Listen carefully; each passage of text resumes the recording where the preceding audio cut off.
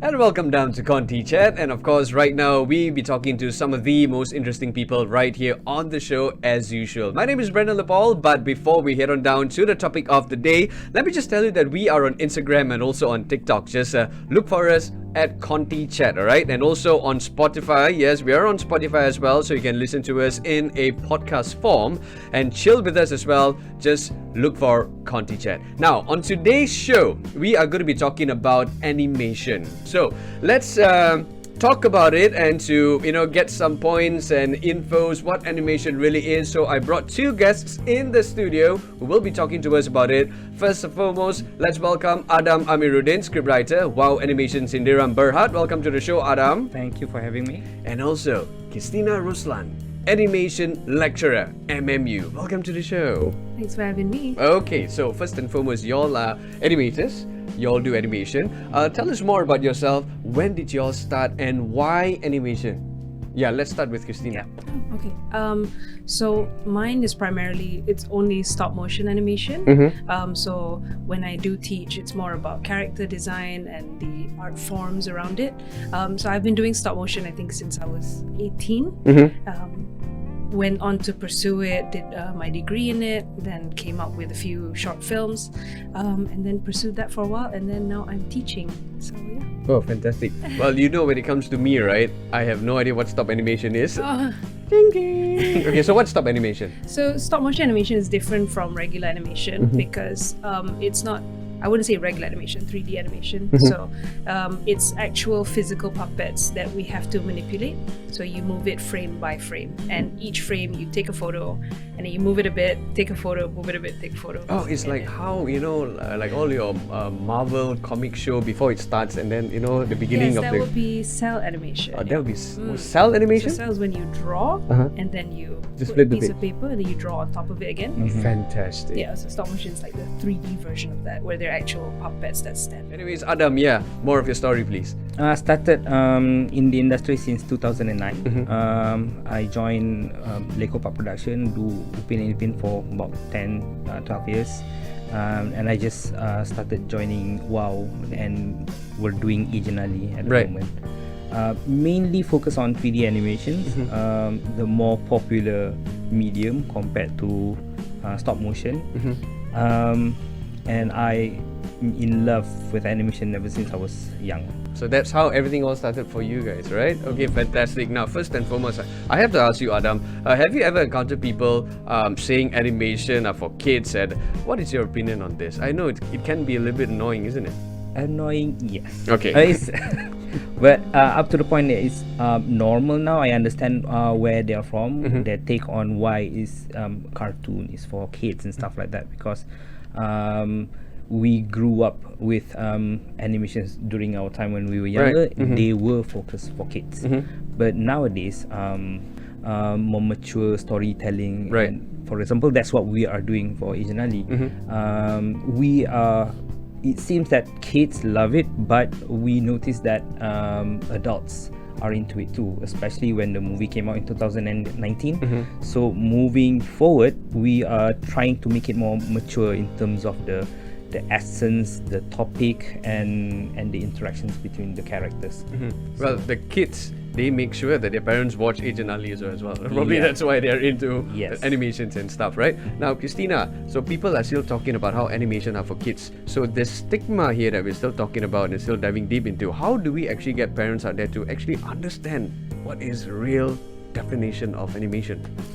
I mean, I can see the confusion because when we talk about animation, we're seeing it on the side of the animator.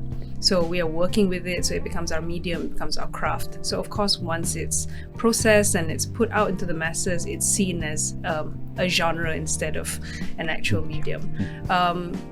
I think the way to kind of flip that around and get the masses to see it more of like a medium, not that there's anything inherently wrong with it being seen as a genre, I can understand why. Right. But it's more on educating and understanding the processes that go behind it. So like when parents come for workshops at the university and all that, that's where they see the processes behind it, the career paths behind it. So it's seen more as like a medium instead. Yeah. Alright, so I need to ask this question. When it comes to composing music and making music, you need to have that creativity in you. Then you can actually, craft a music or put one together. What about animation? Is it the same, Adam? Creativity, yes, you need that. What if I am not creative, but I want to do this? I believe everyone is creative. It's a matter of how you tap into it. Because okay, if you're not into animation, you watch something else. You watch drama, you watch TV series and stuff like that. You read books. Those are basic ideas for creativity. Right. So you have it in you. It's just a matter of depending on the person. If he likes to tell a story, if he likes to just draw and stuff like that, that's how they produce and generate their creativity from that lah. Do you share the same sentiments? Agreed. Inherently, everyone has some creativity within them. If you have interests, you are creative in a way. And it's just how you act on those interests and how you adapt it. And I do feel that like animation or any craft is teachable. Right. And then you just have to cater it to the person who's learning. Fantastic. Now, being part of the animation here in Malaysia, right? I mean, how big is the impact of Malaysian animation compared to motion film? We're talking about the likes of Upin and Ipin, Megamato, and Ejen Ali's success. What else can be done? Or probably, let's talk about the success right here and the impact of it right here in the country. Qistina. It's a big step in the right direction. But I would like to see more experimentation in terms of genres, in terms of like more mature themes, because right now most of the animations that are coming out from Malaysia are more targeted towards kids. Right. Which I can understand why that brings up the confusion. They hear animation, they think for kids. But actually there's so much more in terms of like different topics that you can talk about, but through the medium of animation that I think is what should be pressed on more in the Malaysian animation industry. Yeah. Right. So Adam, remember off-air we were talking about a movie that you find it really, really amazing when it comes to one of your favorites of animated movies, right? You were talking about Bluey before we went on air. So are we talking about the same kind of success that you would like to see here in Malaysia when it comes to being an animator? Yes and no. Macam what Qistina said. Qistina, sorry. It's fine. What she said just now, because nowadays, of course, many people see animation, especially from Malaysia, mainly targeted for kids. Right. Part of the reason is because I would say the platform or TV station that buys them, they want something for kids, right? So Bluey is something huge, something big, because as I mentioned before, it seems that it's targeted for kids, but it's mainly for parents, I would say. Right. But it's not mature in the sense of what Qistina was saying earlier, because what she said maybe one thing that we don't have here in Malaysia is that the different genre of storytelling for animation. We do not have horror animation here. We don't have gore, which I understand why. We have a lot of fantasy and action based, but more mature storytelling, we can go down the line of drama. Yeah. We can go autobiography for animation. Right. Not many people do that. Heck. Right. That is something interesting, but it's not just a problem only in Malaysia, because even in Hollywood, they are trying to press on the idea of animation is for more mature target people. Right. They have animations like Invincible. They have animation like Robot Chicken boleh lah. I think Robot Chicken also can. But to me, the way they do it is a bit crude. They just show blood, they just show action, maybe a little bit of sexual theme. We don't have to go down that line. It's just a matter of the story itself. Right. If you can touch more on a mature level in terms of the relationship between characters, the drama, the dilemma that we're having, that is good enough to make it more mature. It's just like any novels that we read for for our age. Yeah, so those are the kind of challenges that animators these days they have to actually, carry that responsibility and shoulder that upon, carry that thing on their shoulders, right? So when it comes to, Adam, you just mentioned that when it comes to actions and all this kind of stuff, that really brings out the animation for that particular film or TV series, right?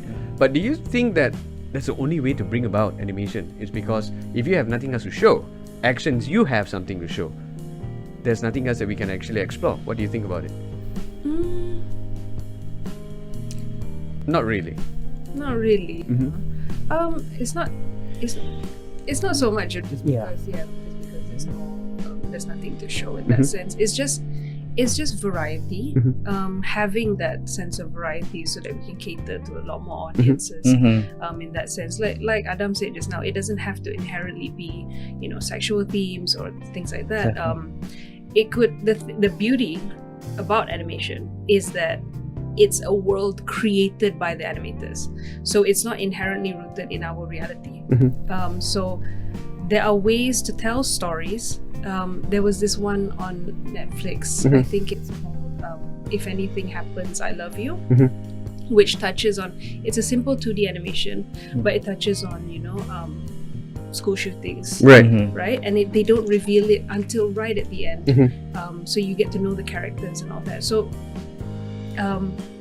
that's what, personally, that's what I'm looking for. Right. Being able to talk about difficult topics, but you kind of lift it out from the darkness with animation. So it's a good medium to deliver these and to start the conversation without being so head on, with the gore and all that. Fantastic. So we're talking about all these kind of point of views, POVs that touch based on how you can actually bring a character or a TV show or a TV series, in the sense that it creates a more lively environment. But there's something else that touches people as well when they consume these kind of animated TV series, so on and so forth. That's actually emotions, and we're going to talk about that right after this break, right here on Conty Chat.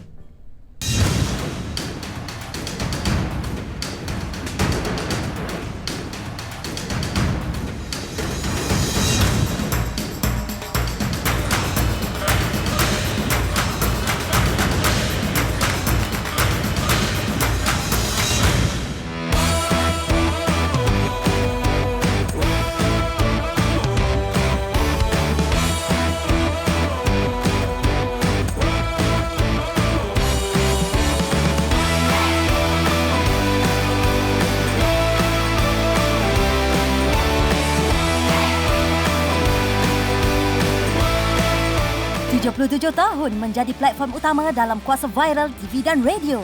Kami di RTM pastinya boleh membantu melonjakkan prestasi perniagaan anda. Tunggu apa lagi? Jom iklankan produk anda di stesen berprestij kami hari ini. Hubungi maklumat tertera untuk maklumat lanjut.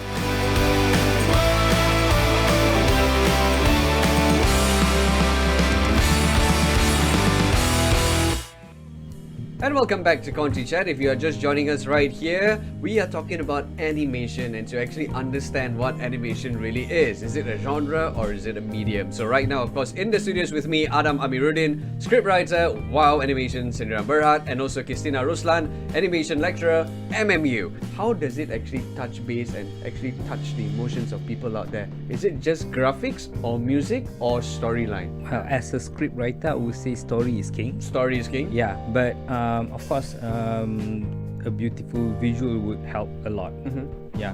So in animation, we would like to, of course, make it look beautiful in terms of the movement, in terms of the overall look, the environment. But to touch base at least on this kind of topics, we would say story needs to be a very solid one. Okay, Adam is going with story. What about you, Qistina?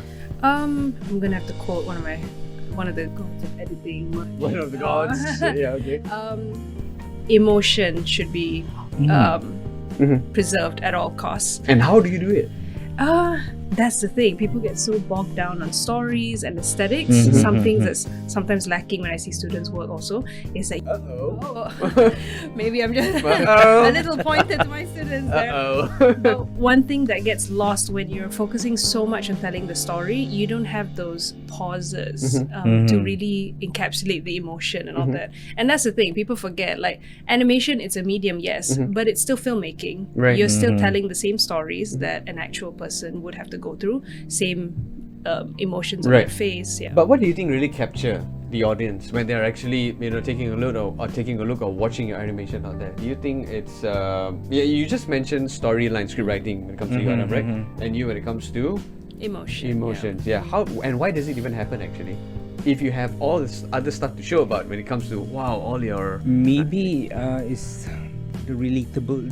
Yes, I was about to say being relatable. So once you have your story down and then you have your emotion down, now you have to make sure your visuals are relatable enough to the audience, because an audience who can't relate to the character in any way, it could be a monster, it could be something with like 20 eyes, but if it goes through the same turbulences and same problems and it's relatable, then that's what gets to the audience in the end. Okay, so now when it comes to biasness, let's see, and we're going to put two of you to the test, okay? So do you think animation these days, it is a game changer or perhaps maybe a threat to motion pictures?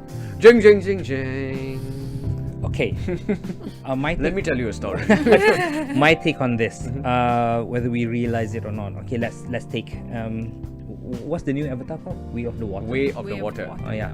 Into the Year of the Water. Yeah, but all the creature movement and everything in there, that is all animation. Okay. Animation as a medium, most people would see it just, cartoon, 3D animated, 2D animator, or maybe stop motion. But what we see in all those Marvel movies, what we see on all those Avatar movies, Titanic, those special effects that they do, they need animation to make it a tad believable. Because we cannot have a wreckage of an airplane fall in straight into New York. They have to animate it, benda tu. Right. So that is basically animation. So as a threat, no, they need animation. Okay. Yeah, I've never understood why there was even that discussion, because if anything, we're all working hand in hand, and it's motion pictures and then animation, so it's the same thing. It's supposed to be put together. Yeah, it's supposed to work together. It's never a threat. If anything, they can be used to enhance each other. So the marriage of that would be visual effects, which is, I think, one of the most popular genres of movies now. We want to see things explode Okay. and things be on fire. Right, so animation, when it comes to our very own hard work in Malaysia, we have like Mecha Macho, Ejen Ali, so on and so forth, right? Do you think we are capable enough to be, or rather to compete with the top companies out there, mentioning Disney, Pixar? At least we tried. Back in 2019, when I directed Upin and Ipin Career Siamang Tunggal, we actually sent it for Oscar Academy Awards for category Best Animated Movie. Right. We were shortlisted. We didn't win, of course. But it's a good way to put yourself out there. Exactly. Right. So because I personally believe that we in Malaysia, we have the talent, we have the people that can do all these things. We have Malaysians all over the world, doing movies for Marvels and stuff like that. I know a few people are doing that. So we have the talent here in Malaysia. It's just a matter of, to put it out there, to let the world know that we can. Because people always see that Malaysia is a very small country, or the industry is very small. Yeah. If you were to compare a film in Malaysia compared to maybe in Hollywood, movie like Ejen Ali cost maybe around 6 to 10 million ringgit. Okay. If you were to convert that into USD, it's very pichisan, it's very little. Whereas in Hollywood, they do it for tens and 10 million, 20 million USD. Exactly. Yeah. So would you say it just costs? Partly, not really though. Not really. It's a matter of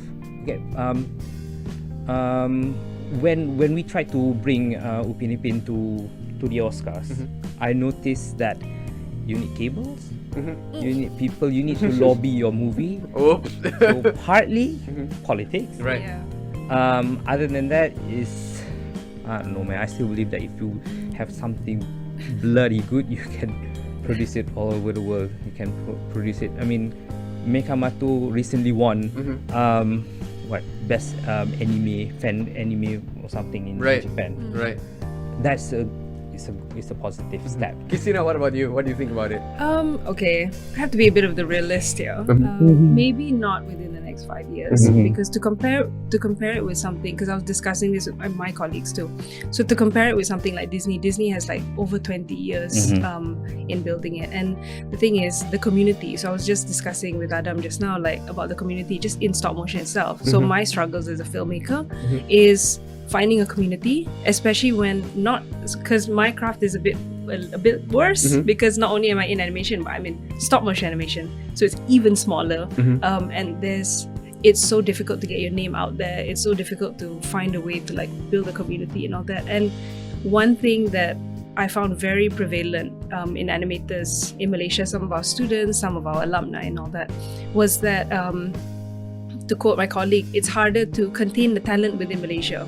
So what happens is that we get really good animators in Malaysia, and then when they get really good, they fly away. Yep. And they go overseas. But that brings it back to, because there's more of a community overseas. Right. So of course you would want to go somewhere where it's there's more visibility, there's more, there's more of a community, there's more different niches like that. So I personally think that's why we're kind of stunted in, forming proper, like advancements in animation. It's just that. So we have to find a way to keep them in here Okay. and not run away. Yeah, okay. Now, never mind, they can run away.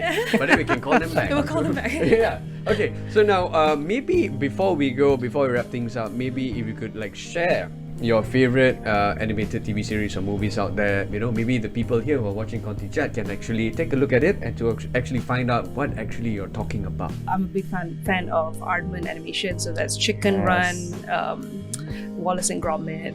So all of my inspiration is all stop motion, and then it goes up to Tim Burton, so Corpse Bride, Nightmare Before Christmas. But I did recently, if we're talking about local animation studios, I did like this works from Glue Studios. So Glue Studios, some of my colleagues used to work there too. They did a really good job in doing, and I don't particularly like 3D animation, I'm sorry. Understand? But there's a certain, for me, there's a certain disconnect. Because with stop motion, it's very tangible. I can see the materials and all. That's just my personal preference. But when I was watching this animation by Glue, it was about Indonesian folklore. It's at Timun Mas. And the way that they did it, there was one scene where there was like a fish coming out of the water, and it's a combination of like visual effects like fog and then the 2D plus 3D and all that. I looked at it, I was like, oh, okay, so we're getting there. It's like, it's happening, it's slow, but we're really getting to that part where we can really rival overseas and all that. So that's, for me, that was the notable one that I saw. We are on our way. Yeah. We are. Adam, yeah, what about you? Growing up, I really love Jungle Book. I love Tarzan, and that makes me want to do animation.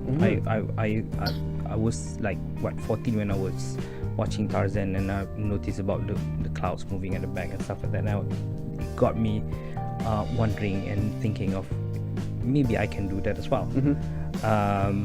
So fast forward to now, I'm doing animation and I watch a lot of things. One of my favorite would be the Avatar Last Airbender. Avatar Last Airbender from Nickelodeon.